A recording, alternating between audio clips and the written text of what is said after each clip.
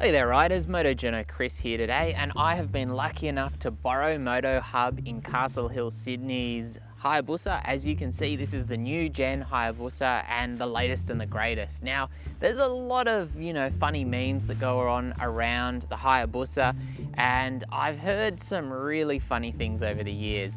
Obviously, quite tongue-in-cheek is the whole idea of the turbo Hayabusa being a beginner bike. That gets joked around a whole lot. But the reality is, while these bikes, when they first came out and they had such success because they were such a performance-driven machine, they were the fastest thing out there, I think the success of the bike is much more than that.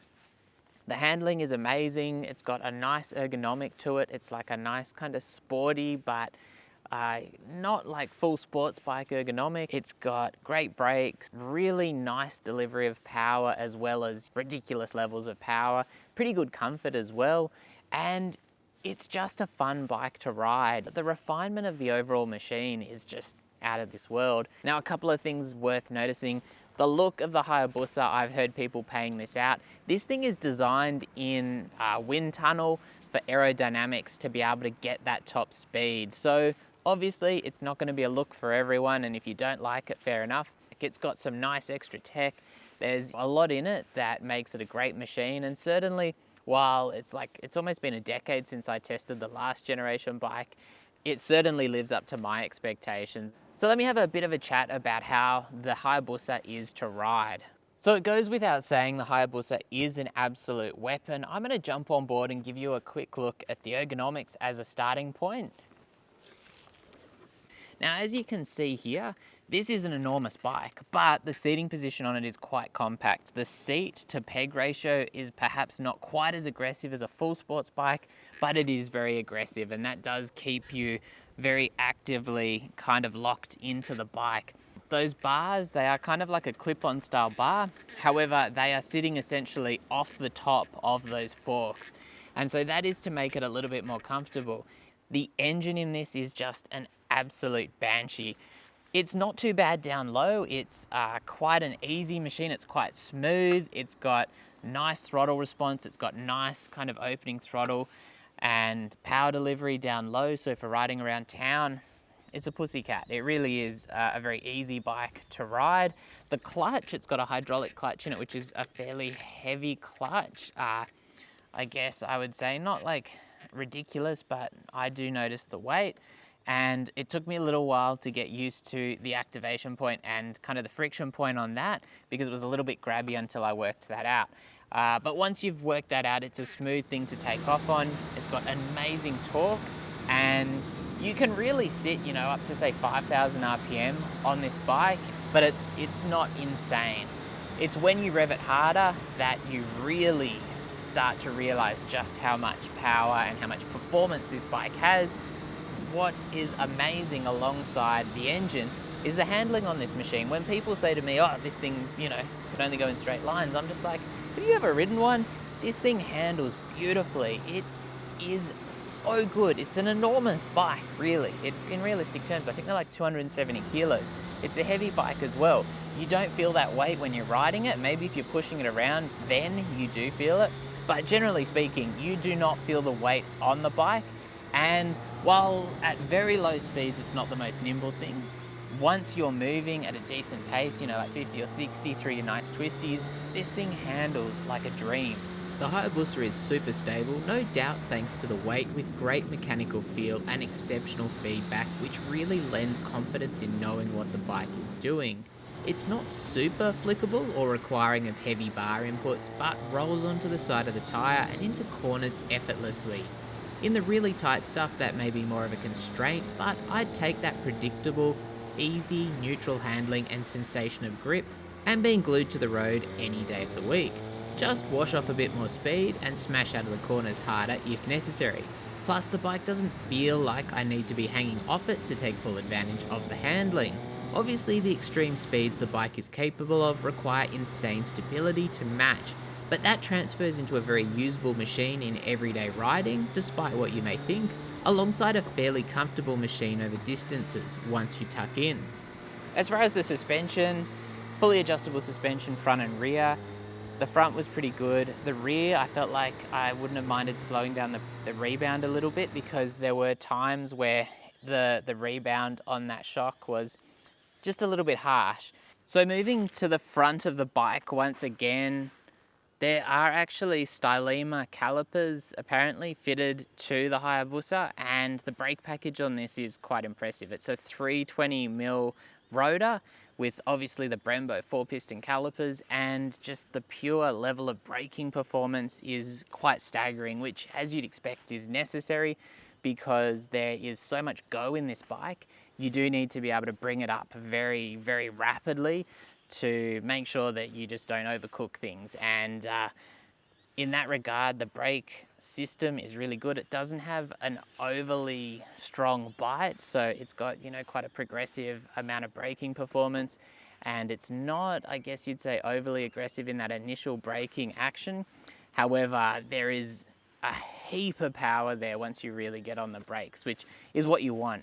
There's also a good bit of power on the rear, and I was using the rear quite a bit through the twisties. And of course, worthy of note, in conjunction with that brake performance just being so exceptional, is that it was very well supported on the front end as far as those brakes as well. But also, you do need to be able to lock into the bike quite effectively, because again, you don't want too much weight transfer of you personally when you are braking hard. So you will be grabbing the tank with your legs quite strongly, I guess you would say. And I didn't find there was too much weight on those bars either, heavily braking. I was able to keep most of that weight off my arms and off my upper body, which that was ideal. Apart from that, you are getting ABS on this bike, which is really nice to see. Because if it's slippery and you're really having fun on the bike, you'll appreciate having the backup of the ABS. There's also cornering traction control and cornering ABS on this. So it has a bit more of an extensive electronics package. I think there's lift control as well, electronic brake control, quick shifter up and down. The quick shifter wasn't as slick as on the GSX-S 1000, but it worked. It was just quite clunky. However, I'm not going to complain there. It did the job, and it was really nice knocking it down through the gears, using the quick shifter into the corners. So again, a big thumbs up in that regard from me. And while those dual clocks with the digital dash in the middle is, you know, a bit of old and new, I would have liked to be able to put the speed in the middle of the TFT display so I can see exactly what speed I'm doing at a glance. And it's got quite a simple, again, system to navigate through the dash. It's just a mode button with 2 toggles up and down, and different presses get you different results. And you can set up all the custom ride modes as well, which again have a lot of settings. There's A, B, and C as far as the standard ride modes. A is very aggressive, B is kind of smoother, and then C is just like the lowest settings as far as power and the highest settings as far as safety features. And I guess my only criticism of the bike, because it is super smooth and very refined as far as the throttle control, was that there were times in A mode where rolling off the throttle, I was kind of feeling kind of a rough transition onto engine braking. And that was my only real criticism of the bike in the fueling side of things. So overall, if you've heard kind of rumors about how good the Hayabusa is, I would suggest going and test riding one, because I think what you'll find is it's everything that you've heard and probably far, far more. These things are absolute weapons. And as I said, while the power plant in these, I guess in the day and age of 200 or 200 plus horsepower superbikes, is a little bit less standout than it used to be, at least on paper, in reality, it is still just an absolutely exceptional power plant. And it's not just about the outright power, it's about how it delivers it and how it makes it very accessible. You're getting also the huge dual cans on this machine. There's not a lot of exhaust note at all, but there is a really nice exhaust howl. Hopefully I'll have picked it up in the footage I took on the GoPro. We'll see how we go. As you can see here as well, it's got the seat cowl on it, so there is room for a pillion, but you will need to take that off. There's some really nice details like the red on the bodywork and in the fairing there for the fins, which just, it does really make this bike stand out, alongside this really nice silver, which my camera has struggled a little bit with just because it's so bright, but it's really eye-catching and just works really nicely. So at just over $27,000, the Hayabusa is still a fairly expensive machine. I guess it's a bit more normalized these days because most superbikes cost that, most big adventure bikes cost that, And I would definitely still say it is quite a standout in just the overall package that it offers. While the suspension could definitely do with some tweaking to get it set up for my kind of size and weight and everything like that, as far as improving the overall ride, and I think that would have kind of refined the machine more. It's a pretty exceptional overall package, and definitely something which you're gonna have to jump on one of these bikes and just have a bit of fun on to really get a proper idea yourself, rather than just listening to me yammer on about it. It's a great bike, and if you ever get an opportunity to jump on one and have a test ride, go for it, because I think you'll be impressed. Even if it's not the bike for you and you perhaps don't like the styling, there is a really commendable kind of package here from Suzuki, and it's easy to see why this is a very direct derivative of that original model. It hasn't really changed all that much.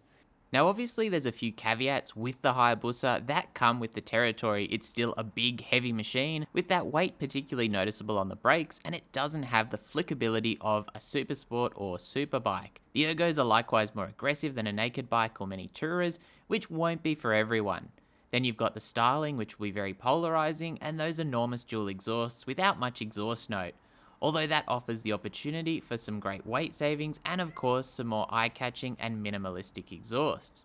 Whether you'd give up that dual iconic look though is something to consider, and dual exhausts are of course more expensive than a single slip-on setup. Finally, this isn't a huge reinvention of the bike, which may be what some expected, instead taking a very solid package and just modernizing it in various ways. That leaves the Hayabusa offering Superbike-Like Performance with fairly aggressive ergos, but a fair bit of extra weight, which in some ways is probably a more ideal road sports bike than many of the superbikes and supersport offerings, unless you really want track capability and flickability. Anyway, let me know your thoughts about the Hayabusa. Would you buy one? Is there something else that you like more? As always, stay safe out there. Thanks for watching, and don't forget to go and check one of these out at MotoHUB in Castle Hill in Sydney. Thank you.